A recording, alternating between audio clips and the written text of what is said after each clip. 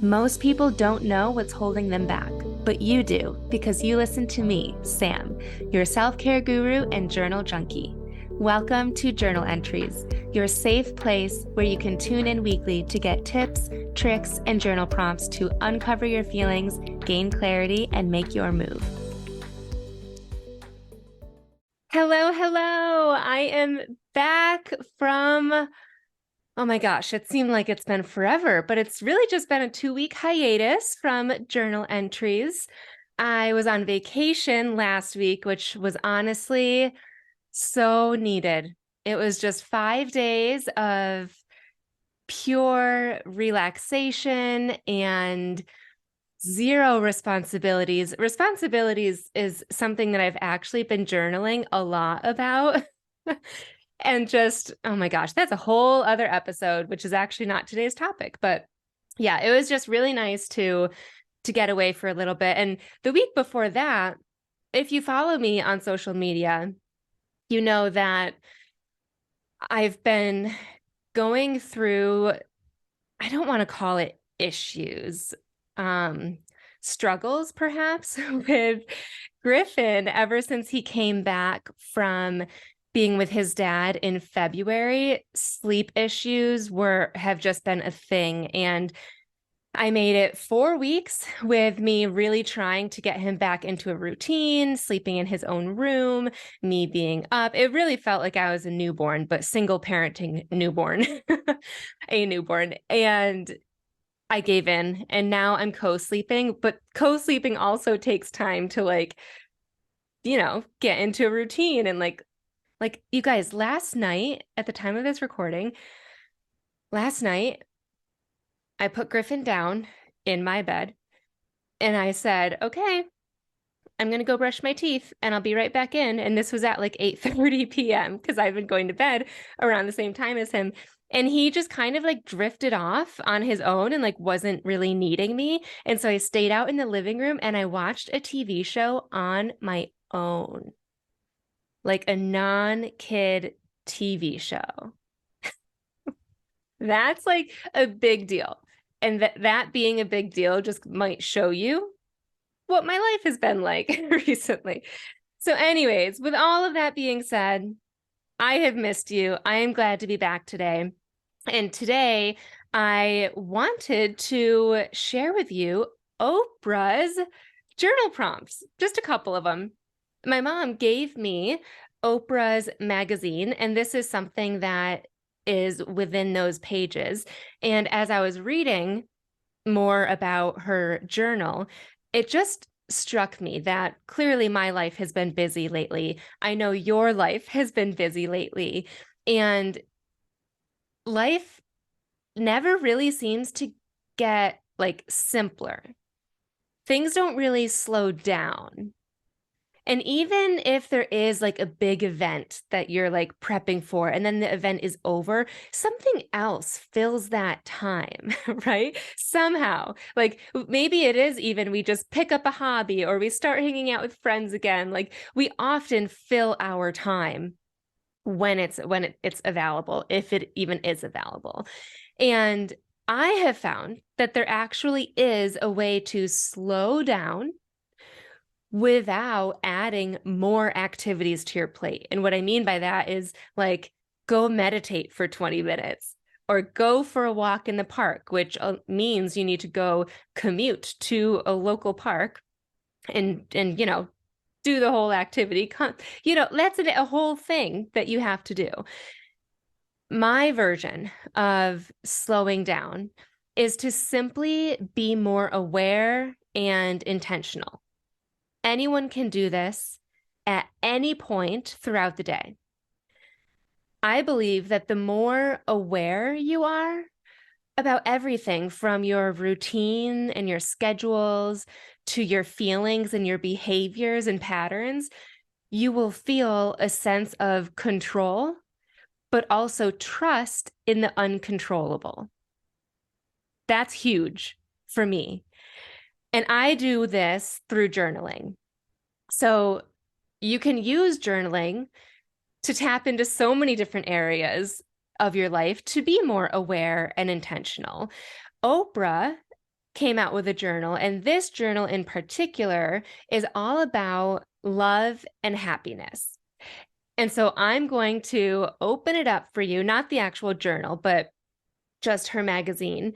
And it goes through certain exercises that prompt you to just kind of experience love. And she says that love isn't necessarily found in the big romantic love that we think of or that we see in movies or finding your soulmate, but rather that love exists in any given moment of our lives, which I totally agree with and totally love. And the set of exercises that I'm going to walk you through is to help you realize that your greatest power is your ability to love, to show it, to receive it, and to validate others as well. So let's dig in. The first exercise is called Identify the Love That You Have. So the first step is to put a check mark next to all the instances where you've been shown love recently. And then she gives a bunch of examples that I will read to you. For instance, when someone gave you a sense of safety, when someone really listened to you, expanded your world with new people, ideas, or activities, made you laugh, came to your defense, showed that they knew you better than anyone, was there for you, handled things you're not good at, encouraged you to pursue your interest, was vulnerable with you, did what they said they would do, accepted your less kind moments, showed kindness towards you, took your needs or wants into consideration, and expressed what they honestly felt. None of those were, they said they loved me. They were just actions that mean that that person cares about you. That person has a level of love for you. Exercise 2 is acknowledging moments, big and small moments, that you have experienced love. And this is not a checkbox, but it is just kind of free form with guides. So it prompts you with what is the type of love, who gave it, and a favorite instance of this is when they blank. So the type of love might be romantic. Who gave it is your spouse. And a favorite instance of this is when they take your hand and start dancing with you in the kitchen when you're making dinner, right? Something fun. But also a type of love could be from your family. And it's when who gave it could be your sister. And what is something that she does that makes you feel loved? So it's making you slow down and acknowledge all of the moments that you actually have love in your life right now. The big moments, like maybe on your wedding day, but also the small moments, like dancing in your kitchen or going for a walk. Exercise 3. This is called Reveal, and you reveal what's missing. So now that you have a sense of the love that's shown to you already, look through your answers to the first 2 exercises and then ask yourself if there are types of love that you're missing from others. What types of love do you hope to cultivate in the coming months? Again, this is free form, and all it says is the type of love that's missing and why you want to have it. I like that, why you want to have it. Sometimes we think we want someone or something, but it's really just because somebody else has it. And we think, oh, my sister has it, I should do that too. Or my best friend is doing that, I should have that experience too. But do you? Do you really want that? Do you want it in the same way? So just questioning that. Exercise 4, recall. Recall what you shared. So now let's think about the moments in your life when you've shown love to others. You put a check next to the top. What is it? You put a check next to 10. There we go. 10 of the expressions of love, and respect listed below that you think are the most meaningful to the people that you love, and then put a check next to the 10 that are the most natural for you. Not gonna lie, this one's hard for me. I went through this. And also, when I first looked at this, I was like, what is the meaning of this exercise? And I guess actually, before I get into that, let me read you the examples. So there's a whole bunch of examples. And then next to each one, there's a checkbox that says meaningful or a checkbox that says natural. And as I just said, we're supposed to go through and just pick 10 that you feel the people in your life find most meaningful to them, and then the 10 that are most natural to you. So here are the examples.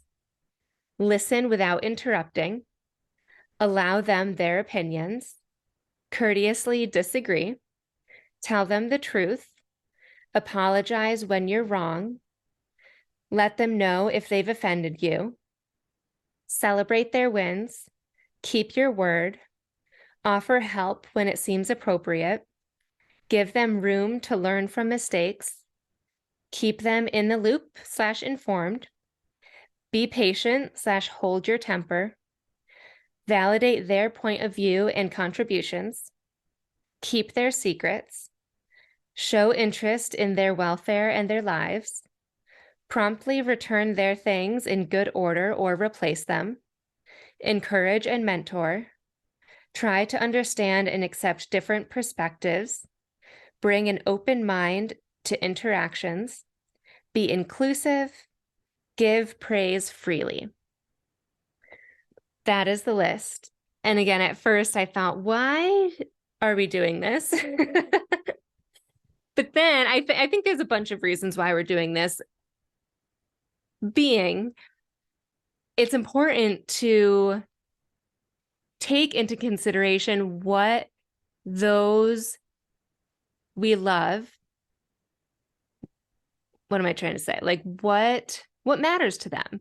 I did a whole episode on love languages, more so from the perspective of what is your love language and what does that mean about you and about us.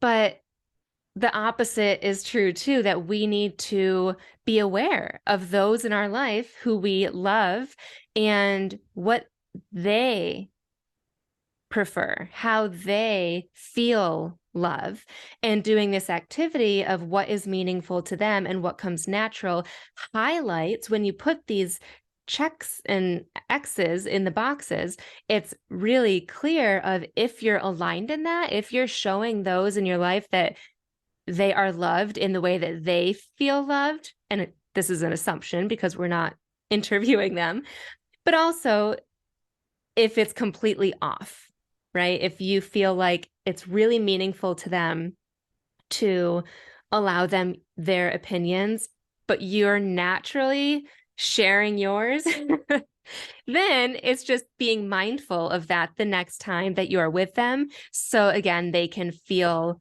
that love and support from you. Okay, exercise 5, you just chart your answers and it goes through family, children, acquaintances, romantic partner, and spiritual love. And you just rank where you are on each one of those levels for abundance, enough love, or need more love. So for your family, are you currently experiencing an abundance of love, enough love, or you need more love? Children, abundance, enough, or need? Acquaintances, romantic partner, and spiritual love. And then last but not least, number 6, aha moments. So now that you've completed all of those exercises, reflect on how much love you have now in your life. And also, I would add, where is it coming from? Is it coming from a lot of different sources and areas, or a few in particular? Second, how much love do you share with others? And third, where are the areas, or what are the areas where you feel like you lack love? And this is all just bringing awareness to the love in our life, what we have, what we feel like we're lacking in. And once we know that, we will continue to experience that love, because I believe that what we focus on expands. And so when we focus on the love that we have, we're going to keep experiencing that. And then highlighting the lack shows us what we can do, or at least guides us to the next step to feel more of that love. So my challenge to you is to think of whichever exercise I was going through and you felt a little jostle inside of you. I want you to go through that one. So the ones that are action-based for you would be exercise 1, which was identify the love that you have. Exercise 2, acknowledge the big and small moments. Exercise 3, reveal what's missing. And then exercise 4, recall what you shared. Recall the love that you are shared. That's the meaningful and the natural one. So whichever you were like, ooh, that seems good, or I should do that, that is the one that I would love for you to just think on and journal on the next time that you sit down with your journal and pen. Dig into that and see if you do have any aha moments, and if you have any clarity about the type of love that you deserve and the type of love that you want. Even if you are in a happy relationship, I think it's good to reflect on the love that you deserve. We are always changing and growing. And I think that that should be with your partner and communicated with your partner. So checking in on yourself and what you need and what you love, and sharing that with them too, is just going to make that stronger. And if you don't have a significant other, I think it's so much more important. I shouldn't say that. It's just as important to know what you deserve so that you don't settle, right? And to only pursue those things that you really feel like lift you up and fill you with love. And also you are prepared to give that sort of love as well.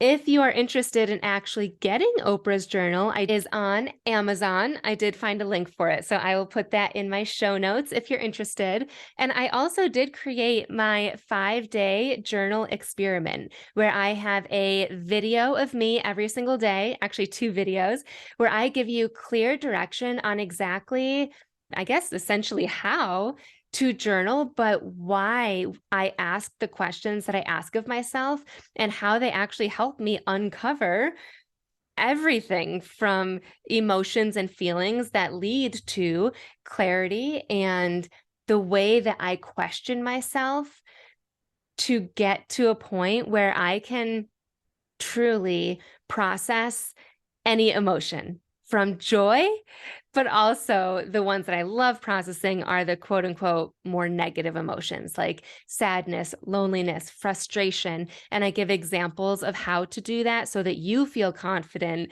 with processing any emotions going forward. And I also do give you journal prompts as well every single day, so you can get more and more comfortable with going through that.